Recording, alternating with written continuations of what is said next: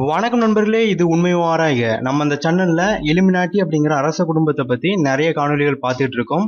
இன்னைக்கு நம்ம பார்க்க போறது என்னன்னா, ரோத்சைல்ட் ஆஃப் ஈஸ்ட் அப்படின்னு அழைக்கப்பட்ட சாசூன் குடும்பத்தை பற்றி. டேவிட் சாசூன் அப்படிங்கிற யூதன் 1792ல பாக்தாட்ல பிறக்கிறான். அங்க ட்ரெஷரரா இருக்கான். அங்க அவன் பண்ண கொடுமையினால அவனை அங்க இருந்து அடிச்சு விரட்டி விட்டுறாங்க. அவன் தனது குடும்பத்தோட 1832ல பம்பாய்க்கு வந்து சேர்றான். இந்த குடும்பத்துடைய முக்கிய தொழில் என்னன்னு பாத்தீங்கன்னா, பருத்தியையும் ஓப்பியத்தையும் சைனாவுக்கு ட்ரேடிங் பண்றது.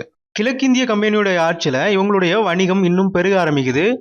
இவங்களுடைய ட்ரேடிங்ல கிடைக்கிறதுல ஒரு பகுதி எலிசபெத் ராணிக்கு போய் சேரணும் அப்படிங்கிறது தான் அவங்களுடைய ஒப்பந்தம். இவர்களுடைய வணிகம் China, Japan, England, Burma, Indonesia, Singapore, Malaysia அப்படின்னு விரிவடைஞ்சுக்கிட்டே போகுது. இந்தியாவிலிருந்து ஏற்றுமதி செய்யப்படுற பருத்தி இவர்கள் வழியாக அன்றி வேற வழியா வெளிநாடுகளுக்கு போகாது அப்படிங்கிற அளவுக்கு இவங்களுடைய செல்வாக்கு வளர்ந்தது.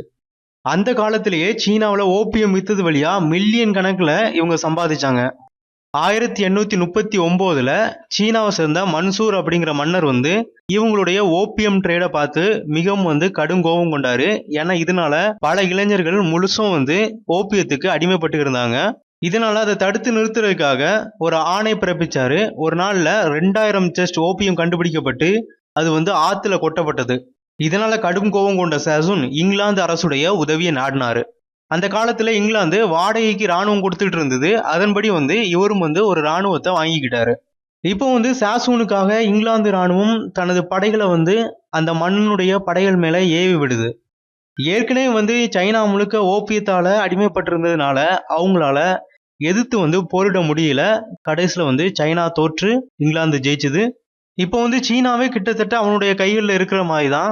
அவனால எளிதா எங்கும் ஓபியத்தை ட்ரேட் பண்ண முடிஞ்சது. அதோட சீனாவுடைய துறைமுகங்கள் எல்லாம் டேவிட் சாசூன் கைக்கு வந்துச்சு.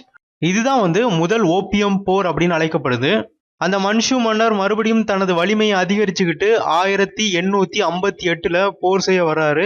மறுபடியும் இங்கிலாந்து படைகளால தோற்கடிக்கப்படுறாரு. இதுதான் இரண்டாவது ஓபியம் வார். இந்திய அரசியல்ல முக்கிய பங்கு வகிக்கும் ஜவஹர்லால் நேரு, காந்தி எல்லாரும் கூட இந்த சாசூன் குடும்பத்தை சேர்ந்தவங்க அப்படின்ட்டும் ஒரு கருத்து நிலவுது. அது எந்த அளவுக்கு உண்மை அப்படிங்கிறது சரியா தெரியல. முடிந்தா அதை பத்தி வேற ஒரு காணொலியில நம்ம பார்க்கலாம். இந்த டேவிட் சாசூன் பேர்ல மும்பைல ரோடு, ஒரு கப்பல் துறை, ஒரு லைப்ரரி, ஒரு மருத்துவமனை எல்லாமே இருக்கு. மும்பைல இருக்கிற இந்தியா கேட் அது உருவாக்குறதுக்கு பெருமளவுல பணமுதவி செஞ்சது இந்த டேவிட் சாசூன் தான். 1887ல இந்த சாசூன் குடும்பம் ரோத்சைல்ட் குடும்பத்தோடு திருமண உறவு வைத்துக் கொண்டது. Caroline D Rothschild அப்படிங்கிறவங்களும் Solomon Sasson அப்படிங்கிறவங்களும் திருமணம் செஞ்சுக்கிட்டு 2 பேரும் ஒரே குடும்பம் ஆயிட்டாங்க.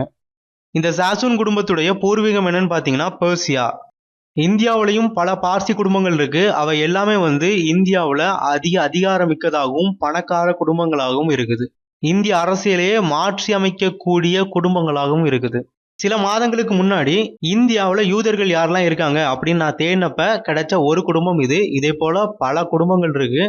இந்த குடும்பத்தை சுத்தியே இன்னும் பல்வேறு விஷயங்கள் இருக்கு. நான் உங்களுக்கு இந்த குடும்பத்தை அறிமுகப்படுத்தியிருக்கேன். இதுக்கு பின்னாடி என்னெல்லாம் இருக்கு, இவங்க என்னெல்லாம் பண்ணாங்க அப்படிங்கிறத தேடி கண்டுபிடிச்சிக்க வேண்டியது உங்களுடைய பொறுப்பு. நண்பர்களே, இந்த காணொலியை பற்றிய உங்களுடைய கருத்துக்களை கீழே பின்னூட்டிடுங்க. மறக்காம லைக் பண்ணுங்க, உங்க நண்பர்களோடு பகிர்ந்து கொள்ளுங்க. புதிய காணொலிகளை உடனுக்குடன் பெற மறக்காம சப்ஸ்கிரைப் பண்ணுங்க. பக்கத்தில் இருக்க பெல் பட்டனையும் அழுத்தி விடுங்க. அடுத்த காணொலியில சந்திப்போம். நன்றி.